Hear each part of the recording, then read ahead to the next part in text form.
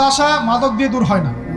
হতাশা দূর হবে, বলে দিব, তিনটা জিনিস, মাত্র তিনটা। কয়টা ভাই? এক, 5 ওয়াক্ত নামাজ। এক কি? নামাজে আপনি অজু করে সেজদা দেন, ইনশাল্লাহ আপনার মনে প্রশান্তি না আসলে আমাকে এসে বলেন যে আসে না। চোখের পানি, মনের আবেগ যা আছে আপনার ভিতরে, কষ্ট, দুঃখ, যন্ত্রণা, সব আল্লাহকে ঢেলে দিবেন ইনশাল্লাহ।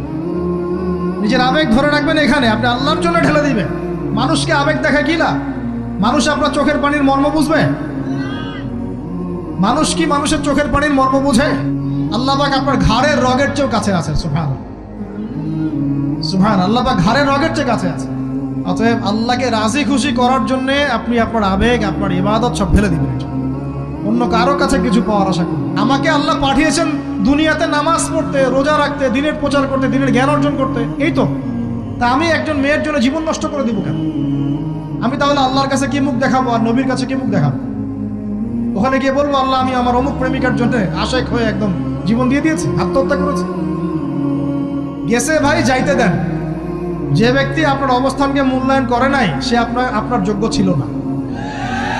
এখন আপনি কি করবেন? নিজের অবস্থান উন্নত করেন, আপনার পিছনে লাইন ধরে ঘুরবে ইনশাআল্লাহ। এটাই বাস্তবতা। দুনিয়া খুব খারাপ জিনিস।